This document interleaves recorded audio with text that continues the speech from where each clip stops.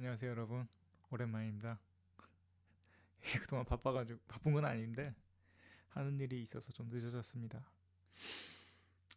죄송하고요. 그럼 오늘은 구독자 100명 이벤트의 마지막 날이죠.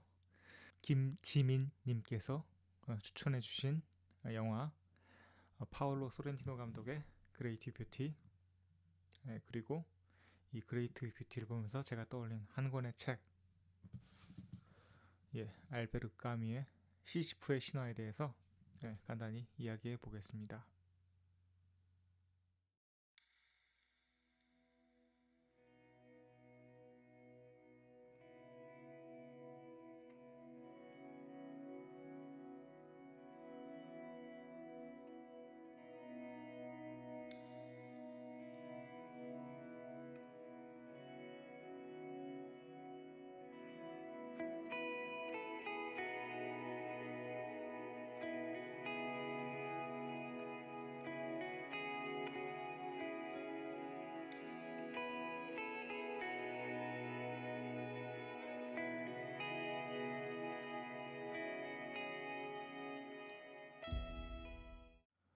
인간은 누구나 자신의 삶에 어떤 독특한 가치와 의미를 부여하고 싶어 합니다.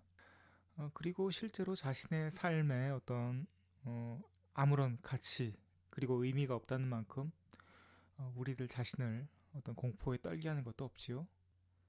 그리고 어쩌면 우리들 대부분은 이런 실존적인 공포를 떨쳐내기 위해 삶의 여러 가지 일들에 매달리고 있는지도 모릅니다. 즉 어떤 의미를 우리들 자신에게 부여하려고 하는 것이지요. 어떤 사람들은 이런 의미 부여의 일환으로 어마어마한 부를 쌓으려고도 하고, 또 어떤 사람들은 어떤 예술가나 어떤 스포츠인, 스포츠 스타, 영화배우 이런 유명 인사가 되려고 하고, 또 종교인이나 뭐 사상가가 돼서 방구석에 처박힌 사람도 있습니다. 하지만 제가 앞에서 언급했던 이 사람들이 자신들의 꿈과 목적을 달성했다고 해서 반드시 어떤 삶의 의미와 가치를, 진정한 가치를 찾아냈다고 말할 수 있는가? 저는 감히 말씀드리건대 아니라고 생각합니다. 영화 그레이트 뷰티의 주인공 잽 감바르델라처럼 말이지요. 영화의 주인공 잽 감바르델라는 40년 전에 인체기관이란 단 한 권의 소설로 유명 인사가 된 인물입니다. 한마디로 셀럽이죠. 사교계의 왕, 매일 수많은 미녀들에게 둘러싸여서 막 이렇게 보내는. 하지만 이렇게 자신의 꿈을 이룬 것 같은 잽도 자신의 삶에 실은 만족하고 있지 못하고 있습니다. 오히려 잽은 로마 상류층의 어떤 그 허울뿐인 행복과 쾌락, 그리고 위선에 대해서 깊은 환멸과 권태감에 사로잡혀 있습니다. 잽의 이런 심적 상황은 그의 이런 무기력한 표정 이외에도 40년 동안 새로운 소설을 단 한 권도 쓰지 못한 것으로 영화에서 표현되고 있습니다. 물론 잽은 이런 자신의 삶이 변해야 한다고 느끼곤 있지만 딱히 무언가 구체적으로 실천적으로 옮기지는 못하고 있는 인물입니다. 그는 이미 모든 것을 이룬 사람이기에 더 이상 무엇을 하려고 해도 할 수가 없는 인물인 것이지요. 이런 그에게 40년 전 그 자신으로 하여금 처음 소설을 쓰게 만들었던 첫사랑 엘리자의 부고가 전해집니다. Sono il marito di Elisa De Santis. Elisa è morta. Ieri. 재미있는 것은 그 전까지 인생의 환멸과 권태를 그저 관조만 하고 있었던 잽이 이런 상실감을 통해 다시 삶의 진정한 의미, 즉 진정한 아름다움을 찾기 위해 나서고 있다는 것입니다. 비록 그 여정이 어떤 구체적이고 어떤 물리적으로인 행동이 아니라 아주 소극적인 방식이죠. 그냥 과거를 잠시 회상하거나 어떤 로마의 거리를 배회하는 것으로 묘사되고 있긴 하지만 말입니다.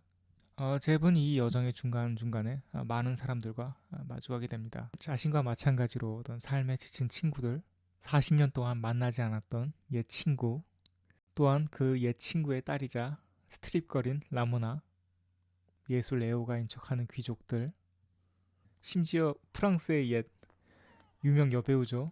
파니 아르당까지 잠깐 카메오로 출연하더라고요.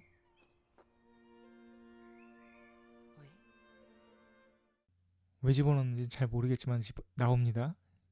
하지만 이런 시도 아닌 시도들에도 불구하고 잽은 여전히 자신을 둘러싼 세상에서 그 어떤 가치나 의미 그리고 진정한 아름다움을 찾아내지 못합니다. 오히려 잽은 이런 여정의 중간중간에서도 수많은 허무 그리고 죽음들과 마주하게 되죠. 삶의 무의미와 마주하게 됩니다.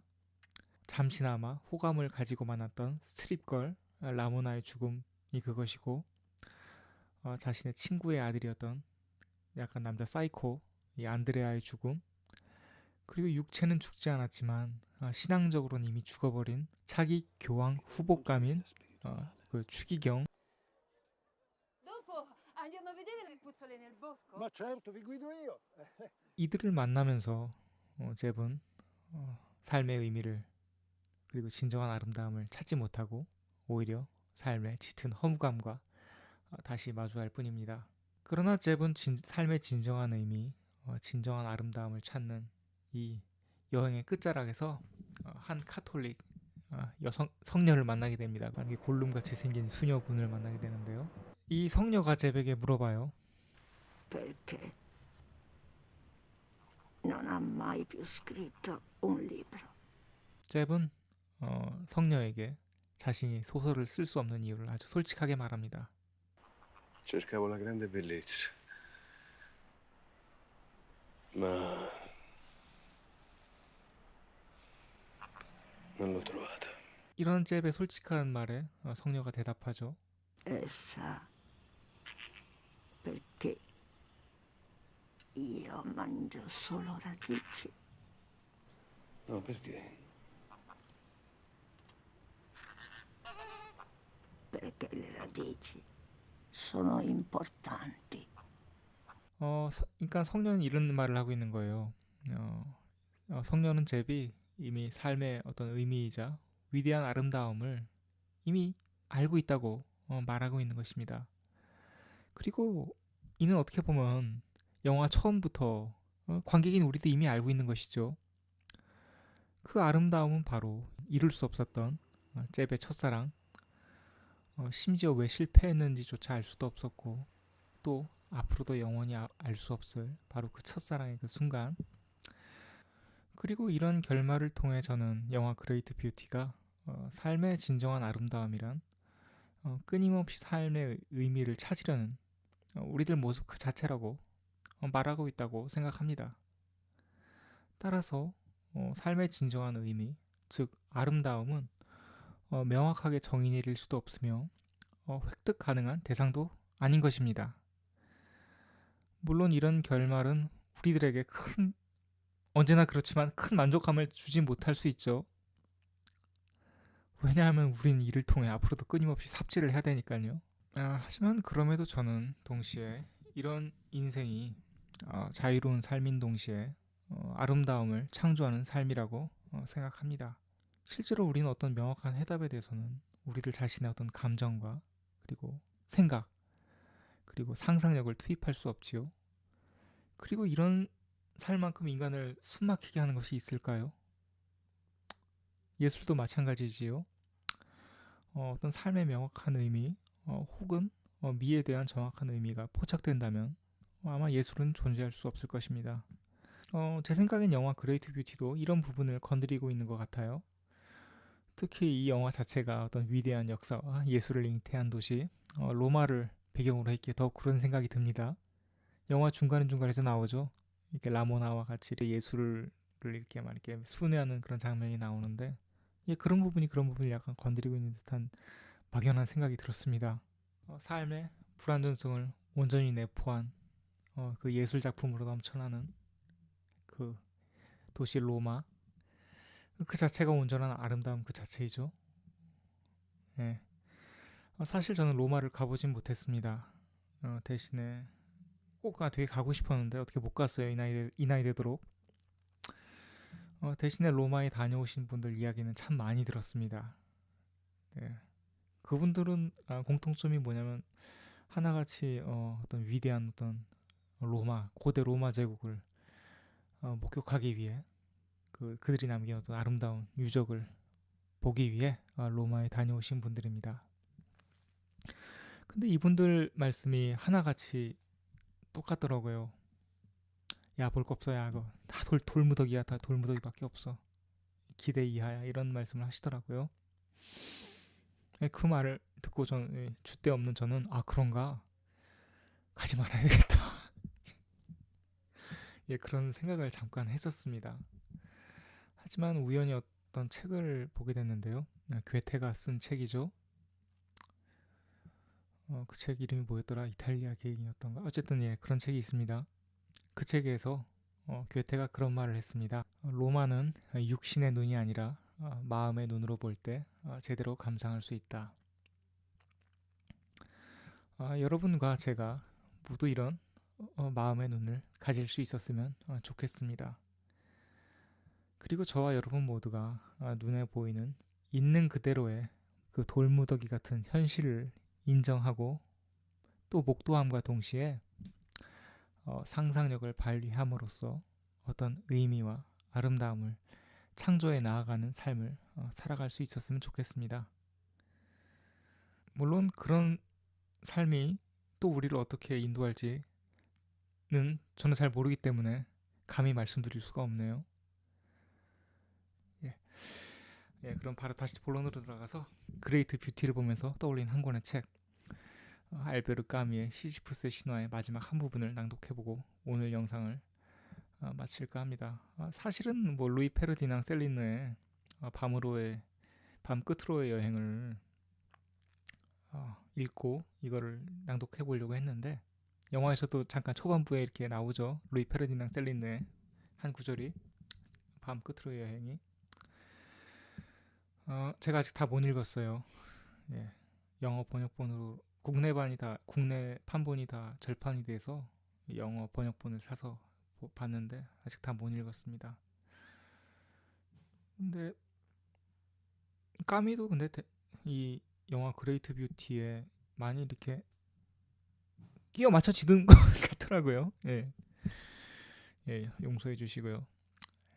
알베르 까뮈의 시지프스의 신화 마지막 한 부분을 그럼 낭독해 보겠습니다. 그리고 마칠게요. 다들 읽어보셨는지 모르겠네요.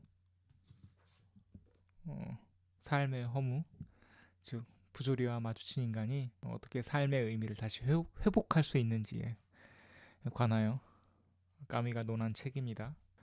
그럼 낭독해 보겠습니다. 마지막 부분입니다. 좀 길어요. 시지프의 말없는 기쁨은 송두리째 여기에 있다. 그의 운명은 그의 것이다. 그의 바위는 그의 것이다. 이와 마찬가지로 부조리한 인간이 자신의 고통을 응시할 때 모든 우상들은 침묵한다. 문득 본연의 침묵으로 되돌아간 우주 안에서 경의에 찬 작은 목소리들이 대지로부터 무수히 솟아오른다. 은밀하고 무의식적인 부름이며 모든 얼굴의 초대인 그것들은 승리의 필연적인 이면이요 대가이다. 그림자 없는 햇빛이란 없기에 밤을 겪어 체험하지 않으면 안 된다. 부조리한 인간의 대답은 긍정이며 그의 노력에는 끝이 없을 것이다. 개인적인 운명은 있어도 초월적인 운명이란 없다. 혹 있다면 오직 숙명적이기에 경멸해야 할 것으로 판단되는 단 한 가지 운명이 있을 뿐이다. 그 외의 것에 관한 한 인간은 스스로 자신이 살아가는 날들의 주인이란 것을 안다. 인간이 그의 생활로 되돌아가는 이 미묘한 순간에 시지프는 자기의 바위를 향하여 되돌아가면서 서로 아무런 연관도 없는 이 행위들의 연속을 응시한다. 이 행위들의 연속은 곧 자신에 의해 창조되고 자신의 기억의 시선 속에서 통일되고 머지않아 죽음에 의해 봉인될 그의 운명이 되고 있는 것이다.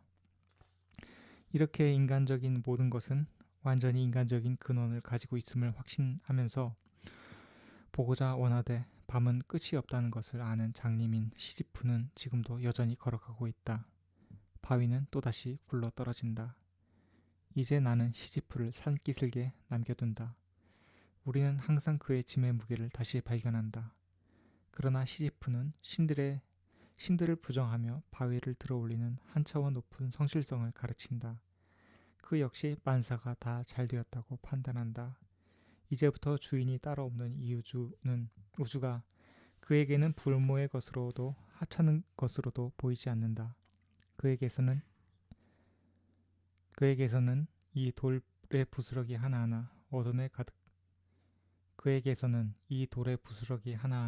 어둠 가득한 이 산의 광물적 광채 하나하나가 그것만으로도 하나의 세계를 형성한다. 산정을 향한 투쟁 그 자체가 인간의 마음을 가득 채우기에 충분하다. 행복한 시지프를 마음속에 그려보지 않으면 안 된다. 네, 좋죠. 네, 결론은 삽질이지만 좋습니다. 그리고 이 책과도 이 영화와도 많이 연관이 돼 있는 것 같다고 생각해요. 저는요. 동의하시다면 어쩔 수 없지만, 네, 어쨌든 이렇게 구독자 수 100명 이벤트가 기나긴 텀을 두고 모두 끝나게 되었습니다. 기다려주신 김지민님께 늦게나마 다시 한번 사과의 말씀을 드립니다. 혹시 구독 끊으신 거 아니죠? 뭐 제가 뭐 원망을 할 수는 없네요. 예, 죄송합니다. 이 영상 끝내기 전에 다시 한 번만 사족의 말씀을 드리자면, 이 영화 참 재밌게 봤어요. 나름대로 재밌게 봤습니다. 제가 페데리코 펠리니 감독의 8과 2분의 1이라는 영화를 굉장히 좋아하는데, 그 영화와 굉장히 이렇게 많이 맞닿아 있는 부분이 많고 또 영향을 많이 받은 영화 같습니다. 이 그레이트 뷰티라는 영화가요. 펠리니가 더 오래전에 영화를 찍었으니까, 예, 또 달콤한 인생이라는 영화도 어느 정도 맞닿아 있는 부분이 있긴 있지만, 굳이 이 그레이트 뷰티라는 영화에 이 아버지가 이 영향을 준 영화를 꼽자면 전 8과 2분의 1을 꼽을 것 같습니다. 혹시 안 보셨다면 꼭 한번 보시길 바라고요. 바랄 필요는 없고 어쨌든 좋습니다. 예. 네, 그럼 조만간에 또 다시 새로운 영상과 이벤트를 가지고 찾아뵙겠습니다. 예, 그때까지 모든 분들 건강하십시오.